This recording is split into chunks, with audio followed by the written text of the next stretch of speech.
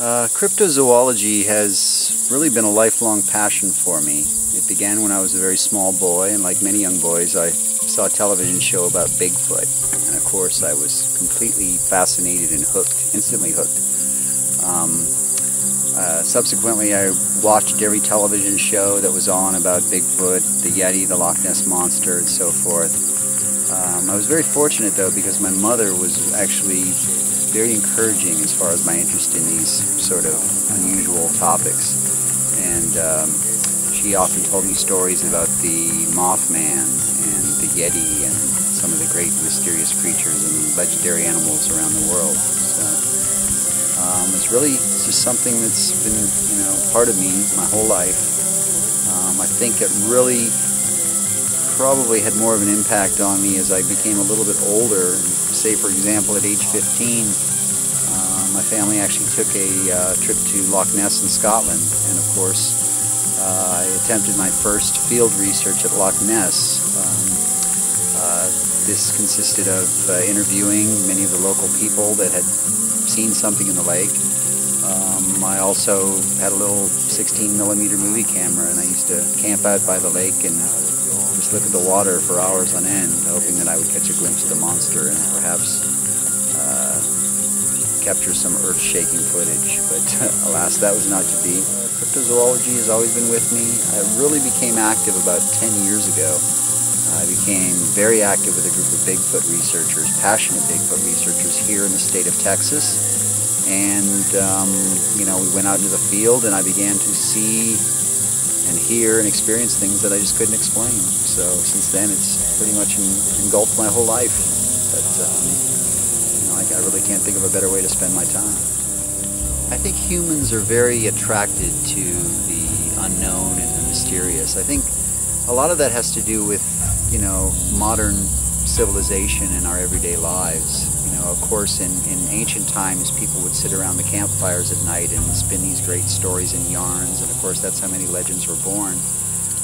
But in modern days, we tend to live fairly mundane lives. I mean, we have jobs and responsibilities and routines, and I think there's an inherent psychological condition whereby humans really crave and desire a little bit of mystery in our lives, a little bit of intrigue.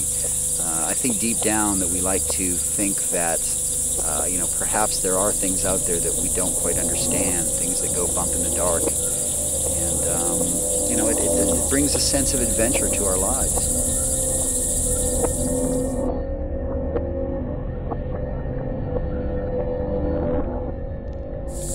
Hey, Dylan.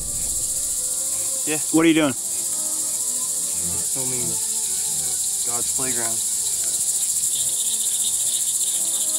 What are you going to do if you see a chupacabra? Do you always have your finger ready on the record button? I always have the record going. Don't even have to press the button. Always recording, never stop. Always have a camera going. You never know that split second, you could miss it. So always have a camera ready. Never have it in the bag, always have it on the go, always keep this around my neck. So at all times, Chupacabra, got it. No one that has really caught actual good footage just makes you think that you could be that one guy. First guy to capture footage, because somebody's got to catch it. Somebody's got to film this Chupacabra, this blue dog. Why can't it be Dylan Altman?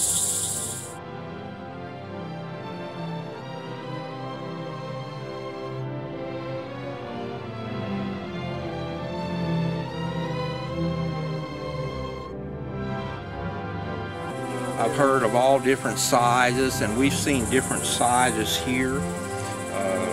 We've seen them smaller than a German Shepherd dog, about yay high. And then I've seen some a little bit bigger, like a big German Shepherd dog. And then I've seen some this tall, which right here measures about 42 inches to my belt right here. And that animal was that tall. And that's pretty tall. That height is the height of a Great Dane dog. Pretty tall. So here we are, wrap up day one on our Chupacabra roundup. We're out here near the Colorado River in central Texas on a property where there have been many sightings of strange blue hairless canid types of animals that are commonly referred to as Chupacabras, or blue dogs as we're now calling them. Basically day one consisted of getting our group together.